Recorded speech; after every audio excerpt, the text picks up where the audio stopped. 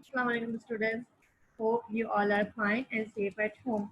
So students, in previous lecture we start our first chapter classification of living things and discuss about classification of living things and 5 kingdoms classification. But मैंने आपको अपने first lecture में just 2 kingdoms explain किए थे और आपके remaining 3 kingdoms अभी रहते हैं। ओके स्टूडेंट्स, तो मैंने आपको पिछले लेक्चर में समझाया था कि आपके पास किंगडम्स की 5 टाइप्स होती हैं: Monera, protista, Plantae, animalia and fungi. ये 5 मैंने आपको किंगडम्स बताए थे, लेकिन मैंने आपको जस्ट 2 एक्सप्लेन किए थे। मैंने आपको जस्ट किंगडम मोनेरा एक्सप्लेन किया था एंड किंगडम प्रोटिस्टा मैंने आपको एक्सप्लेन किया था। तो स्टूडेंट्स, आज हम रिमेनिंग 3 किंगडम्स अपने एक्सप्लेन करके अपने चैप्टर को वाइंड अप करेंगे। तो स्टार्ट करते हैं अपना सेकंड लेक्चर एंड आपका चैप्टर वही है क्लासिफिकेशन ऑफ लिविंग थिंग्स। ये आपका उसका सेकंड लेक्चर है। तो स्टार्ट करते हैं अपने थर्ड किंगडम से। हमारा थर्ड किंगडम है kingdom fungi.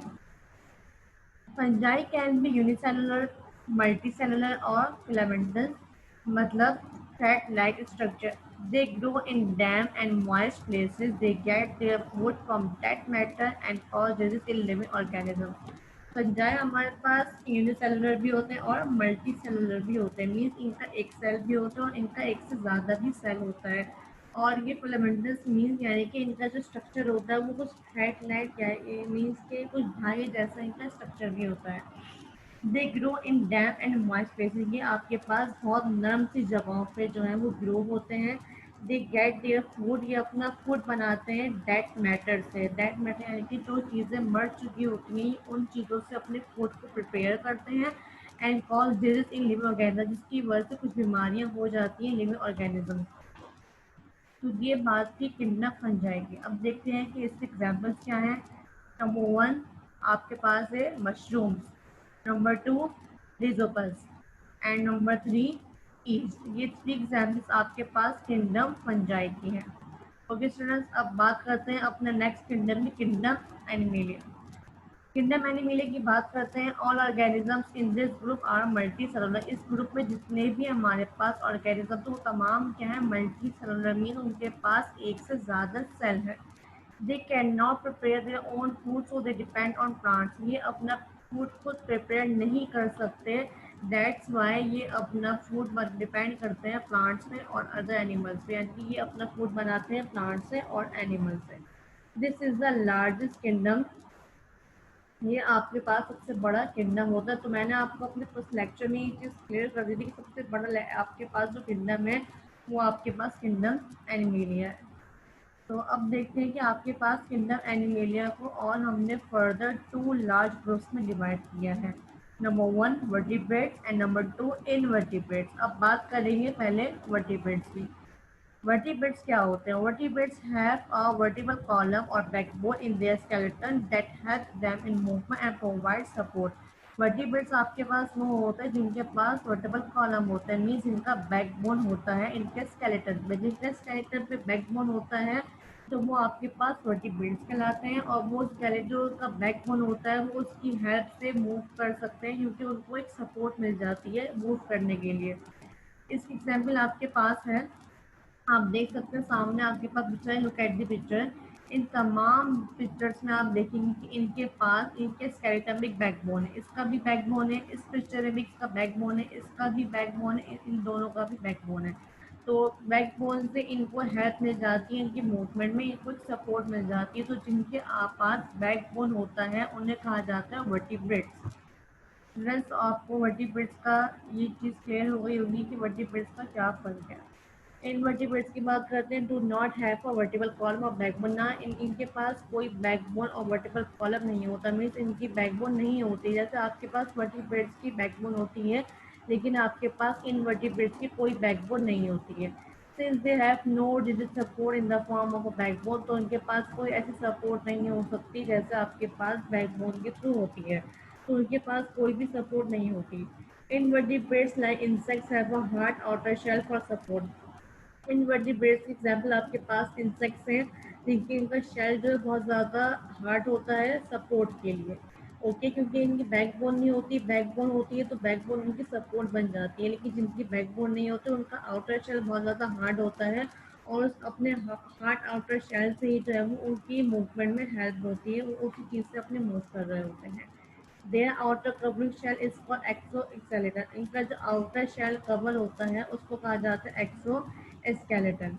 Therefore the skeleton outside the body which is made of chitin. इसका मतलब ये आपके पास जो एक्सोस्केलेटन लिखा हुआ है यहाँ पे, एक्सोस्केलेटन का मतलब जो होता है आप उन बॉडीज का जो स्केलेटन होता है वो उनकी उन इंसेक्ट्स का जो स्केलेटन होता है वो उनकी बॉडीज के बाहर होता है, आउटसाइड द बॉडी होता है। ठीक है, तो बैकबोन जो होती है, इनके बैकबोन होते हैं वो वर्टिब्रेट्स होते हैं और उनका स्केलेटन के अंदर ही जो है उनका बैकबोन होता है। लेकिन जिनके पास आपका बैकबोन नहीं है तो उनका बैकबोन होता है उनके आउटसाइड दी बॉडी। और वो किससे बना हुआ होता है, वो बना हुआ होता है काइटिन से। काइटिन आपके पास एक मटेरियल होता है, उससे इनका बैकबोन बना हुआ होता है। इसके साथ आप अपने पिक्चर में देखेंगे एक एग्जाम्पल क्या है, जेलीफिश है, स्टार फिश है, स्नैल है, ये सब आपके पास इन्वर्टिब्रेट्स के एग्जाम्पल्स हैं। आप देख रहे होंगे आपके सामने ही, आप देख सकते हैं कि इन पिक्चर्स में इनका जो आउटर शेल है वो कितना ज़्यादा हार्ड है। आप इसका आउटर शेल देखें, इसका भी देखें, इसका देखें और इसका भी देखें, इन चारों का आउटर शेल इतना हार्ड होता है कि अपने आउटर शेल से ही ये मूव कर रहे होते हैं। ठीक है, इनका स्केलेटन जो होता है इनकी बॉडी के बाहर होता है और वो बना हुआ होता है काइटिन से। ठीक है स्टूडेंट्स, आपको वर्टिब्रेट्स और इनवर्टिब्रेट्स का फर्क समझ आया होगा। इसका सिंपल आपके पास डिफरेंस ये कह सकते हैं कि इनवर्टिब्रेट्स के आपके पास बैकबोन होता है, they have backbone, and invertebrates के they do not have backbone. Okay students, आगे चलते हैं। आपके पास लास्ट किंगडम है किंगडम प्लांटिंग। किंगडम प्लांटिंग के बारे में लिखा हुआ है, this kingdom consist of plants. ये किंगडम आपके पास प्लांट्स कंसिस्ट करता है। They have multicellular organism, इनके पास भी एक से ज़्यादा सेल्स होते हैं। They are also called autotrophs because they can prepare their own food. Autotrophs क्या होते हैं? ऑटोट्रॉप्स आपके पास ये कहलाते हैं जो अपना फूड खुद प्रिपेयर करते हैं। तो किंगडम प्लांटिंग अपना फूड खुद प्रिपेयर करते हैं। आगे चलते हैं। There are two main groups of plant. जैसे आपके पास किंगडम एनिमेलिया की दो लार्ज ग्रुप्स में डिवाइड किया गया था, ऐसे ही आपके पास प्लांट्स को भी दो ग्रुप्स में डिवाइड किया गया। Number one flowering plants and number two non flowering plants. बात करेंगे फ्लावरिंग प्लांट्स की और देन नॉन फ्लावरिंग प्लांट्स की। ठीक है स्टूडेंट्स, फ्लावरिंग प्लांट्स आपके पास क्या होते हैं? Flowering plants have flowers on their stem, इनके प्लांट्स में स्टेम्स होते हैं। दे प्रोड्यूस सीड्स, ये सीड्स प्रोड्यूस करती हैं विच आर एंक्लोज्ड इन फ्लावर्स और फ्रूट्स। इनके सीड्स जो होते हैं वो फ्लावर्स के और फ्रूट्स के अंदर जो है वो होते हैं, ये आपको नजर नहीं आते। लाइक आपके पास रोज प्लांट है, सनफ्लावर है एंड राइस प्लांट है। ठीक है, इन फ्लावर्स के ऊपर जो है स्टेम्स होते हैं और ये सीड्स को प्रोड्यूस करते हैं। ठीक है स्टूडेंट्स, तो ये आपके पास फ्लावरिंग प्लांट्स है। नेक्स्ट आपके पास है non flowering plants. Do not have flowers on their stem, इनके ऊपर कोई फ्लावर्स नहीं, इनके स्टेम्स पे कोई फ्लावर्स नहीं होता है। Their seeds are not enclosed in fruits और प्लांट। जैसे आपके पास फ्लावरिंग प्लांट्स में सीड्स प्रोवाइड हो रही थी, लेकिन इसके अंदर आपके पास कोई सीड्स प्रोवाइड नहीं होती, ना फ्रूट्स में ना फ्लावर्स में। They have needle shape leaves, ये एक निडल शेप लीव का स्ट्रक्चर होता है which have seeds inside them, इनके अंदर सीड्स होते हैं। आप इस पिक्चर में देख सकते हैं, लुक एट द पिक्चर, ये आपके पास नॉन फ्लावरिंग प्लांट्स एग्जाम्पल्स हैं। ना ही ये आपके इनके पास जो है इनके फ्लावर्स के अंदर कोई स्टेम्स नहीं होते, क्योंकि इनके पास फ्लावर्स होते ही नहीं है। एंड इनके अंदर कोई सीड्स भी नहीं होता है। और ये आपके पास कुछ निडल लाइक शेप में देख सकते हैं, इसका भी निडल लाइक है, ये भी एक निडल लाइक शेप है एंड ये भी एक निडल लाइक शेप है। ठीक है, तो ये आपके पास डिफरेंस था flowering plants and non flowering plants. मैंने आपको दो डिफरेंस बताया, पहला मैंने आपको वर्टिब्रेट्स एंड इनवर्टिब्रेट्स के बिटवीन बताया, और सेकंड आपके पास फ्लावरिंग प्लांट्स और नॉन फ्लावरिंग प्लांट्स में मैंने आपको डिफरेंस बताया। ठीक है स्टूडेंट्स, तो यहाँ आपके सारे किंगडम्स आज खत्म हो जाते हैं। आपको मैंने फर्स्ट लेक्चर में दो किंगडम समझाए थे, आज मैंने आपको उनकी बाकी रिमेनिंग किंगडम भी एक्सप्लेन कर दिए। होप आपको ये सारे किंगडम समझ आए होंगे और आपने इनको अच्छे से समझा होगा।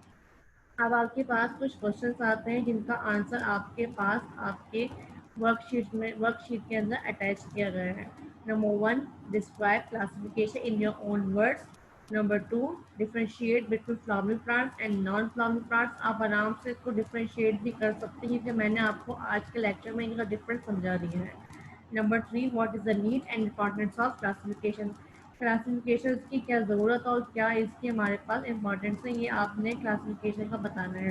तो स्टूडेंट्स, ये आपके पास 3 क्वेश्चंस हैं और आपके ये क्वेश्चंस आपकी वर्कशीट में अटैच किए गए हैं, बट ये आपने क्वेश्चंस अच्छे से याद करने हैं और इनको समझने हैं।